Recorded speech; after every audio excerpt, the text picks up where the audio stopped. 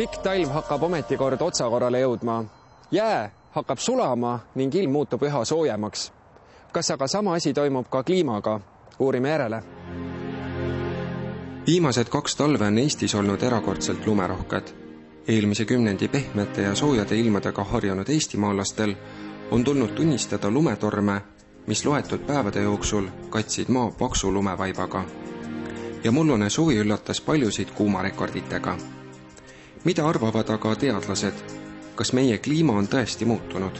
Kui ma täiesti ausalt vastaksin, siis mis juhtub kliimaga, seda teab vana jumal taevas, aga kuna jumalat pole olemas, ei tea mitte keegi. Ja kui me vaatame, kuidas ilma ennustatakse, siis meie ilmaennustajad suudavad ilma ennustada ette umbes 5 päeva. Paar aastat ei võimalda veel teha mingeid niisuksi pikemaid ja põhjapanevad järeldusi. Meie ilmastik on üleüldse väga muutlik. Aastatevaheline muutlikkus on ikkagi suur, üksikud talved võivad olla täiesti erinevad. Kas viimase 2 talve puhul on olnud mingisugused eeltingimused, mis on sellise olukorra tekitanud selle lumerohkuse ja hästi pika lumikatte olemasolu? Ma arvan, et ikkagi eelneva suve või sügise põhjal on suhteliselt raske niisugusi ennustusi teha. Üheks niisuguseks eeltingimuseks on muidugi mere olukord. Meri on niisugune ehtsam, et kui meri on tavalisest soojem, et siis see soojus kandub siis otsapidi talve välja, mere jäätumine teeb hilisemaks ja vastupidi, et kui juba sügisel üsna varakult ilmad külmaks lähevad, et siis ka jäätumine või parem alata, aga nüüd selle 2 aasta puhul seda vast ei ole. Lumeküllus silmas pidades räägib Jaagus, et põhilumi tuli detsembris 2 tsükloniga, kel nimeks Monika ja Scarlett. Ülejäänud talv aga kulges tavapäraselt. Ilmatundjad möönavad, et kui varem küpsetati meie ilm valmis Atlandil, siis nüüd tuleb see hoopis mandrilt, ida poolt. See on üks niisugune hea ka 20. sajandi materjalidel hakatud tegema siis nii, et kas on ida-lääne suunaline tsirkulatsioon meil või meridionaalne ja see on siis Põhja-Atlandi indeks on niisugune leitud, kui palju puhub sealt poolt näiteks, kui ta talvel Atlandilt puhub, siis mõistagi saame me teiste kaugete võõraste maade sooja, oleme niisugused parasiidid, kes elavad teiste soojast. Ja siis on niisugused talved, mida küll me ei ole 1000 aastat teada, et oleks olnud järjest lumeta ja järjest jääta siin Soome lahel ja Läänemerel, mis olid nüüd hakkasid 88 ja ütleme, et praegu nüüd on 2 ilusat talve olnud niimoodi, et võib-olla siis jääb hõredamaks üldse, aga võib-olla hakkavad jälle, seda ei tea. Kliimamuutustest rääkides viidatakse enamasti sulavatele jääliustikele Arktikas ja mujal põhjas. Samuti ähvardatakse, et juurde sulav vesi võib tõsta maailmamere pinda ja üle ujutada madalamad saared.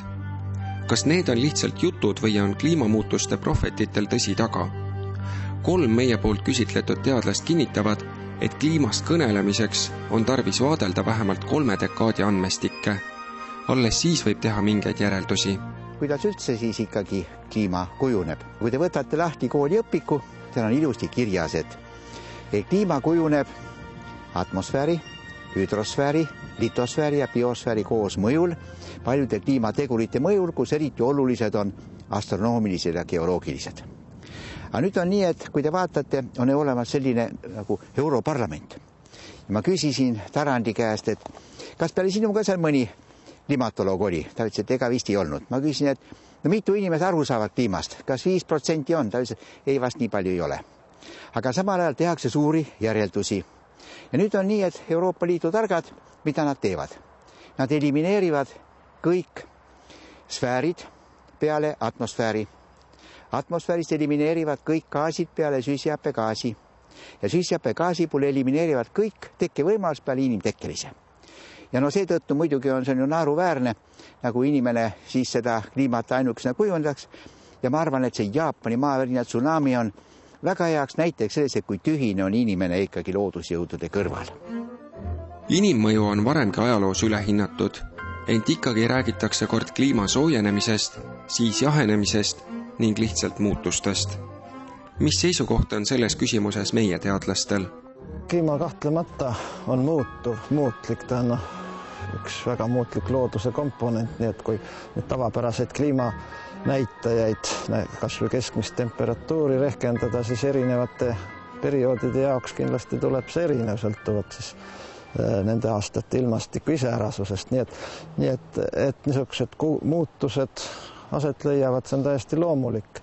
Pigem võiks rääkida võnkumistest, kõikumistest ja nii edasi, sest kui nüüd vaadata meteoroloogiliste mõõtmiste andmeid, need pärinevad meie maalt juba 19. sajandi teisest poolest, siis sellest ajast kuni kaasajani välja on näha siiski üsnagi selge, üsnagi järjekindel õhutemperatuuri tõusutendents, mis muidugi ta ei käi mitte alati ühtemoodi, seal on vaheldunud soojemad, jahedamad perioodid, aga üldine tendents siiamaani on toimunud väga pika aja jooksul ja eriti kiire soojenemine iseloomustab viimast pool sajandit vast, 20. sajandi teist poolt.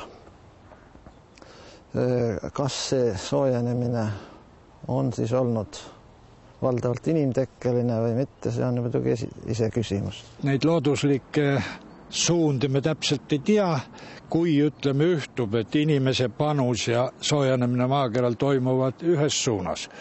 Siis on see soojenemine kiirem ja kui nad vastupidi lähevad, võib olla, et kogu efekt on näiteks 0 või koguni jahenemine. Nii et selle koha peal on praegu teadus suhteliselt tumm. Juba vanad Kreeka filosoofid teadsid, et alati külma aja järel tuleb sooja aeg ja sooja aja järel jälle uus külma aeg. Ja nüüd siis, kuidas võiks see kliima muutuda? Vene teadlased juba ammu on öelnud seda, et tõenäoliselt ei alga mitte globaalset soojenemist, vaid algab hoopis jahenemine, mis saavutab siis kuskil oma tipu 30. aastatel. Ja nad ütlesid isegi ära, et see jahenemine algas 2008. aastast. Ja ma arvan, et nendega tuleb nõustuda ja sellega ka on nagu nõustunud Ameerika Ühendriikide klimatoloogid. Aga mürki selle peale muidugi võtta ei saa. Jaagus usub, et inimesed kipuvad olmes pöörama äärmustele suuremat tähelepanu. Seepärast tekib ka arvamus, et kliima on pidevas muutuses, kuigi muutojaks on ilm. Ja rekordite puhul on tegu lihtsalt loodusliku varieeruvusega. Kuna kliimamuutustest jutlustades on võimalik teha äri, siis on vastav teema ehk ka pisut ülepolitiseeritud. Kindlasti ja viimasel ajal ikkagi ka isegi selle rahvusvahelise kliimauurimise paneeli tulemusi on kahtluse alla seatud just seetõttu, et selle järelduste tegemisel on niisuguste poliitiliste ja erinevate majanduslike huvigruppide mõju olnud väga suur. Niisiis, ilma saab 5 päeva jagu ette ennustada, aga pikemaajalised mudelid kipuvad vigu täis minema. Kliima puhul on tuleviku ennustamine sama hea, mis kohvipaksult saatust vaadata. Kas on siis üldse mõtet võidelda kliimamuutuste vastu? Ehk on sellest saanud hoopis heaoluühiskondade uus indulgents ning kurvad pildid sulavatest liustikest on tühipaljas meediamanipulatsioon. Ainuke asi on see, et mis puudutab nüüd energeetikat, selle muutmist pehmemaks ja mida Euroopa Liit on eestvedajana ajanud nüüd juba hulk aastaid. Ülemaailmset lepet ei ole sündinud, sellepärast, et on 2 suurt raskust. Ameerika Ühendriigid puksisid ja seal on just nafta ja söömonopolid, siis fossiilse energia ja on need põhilised vastased. Aga veel raskem on teha Indiale ja Hiinale selgeks, et ärge teie nüüd arendage, sest nad ütlevadki, et aga teie ju kütsite ennast sellega rikkaks või tegite kivisöö ja nafta peal, et miks me ei või. Kliimamuutustega võidelda ei ole võimalik, sellepärast, et kui kliima tahab soojeneda, siis ta soojeneb, kui tahab jaheneda, siis ta jaheneb ja absoluutselt sõltumata inimesed, me võime võidelda nii palju, kui tahame, aga seda mitte kuidagi me mõjustada ei suuda. Ja tegelikult ma ikka mõtlen selle peale, et praegu me tahame kangesti süsihappegaasi hulka atmosfääris vähendada.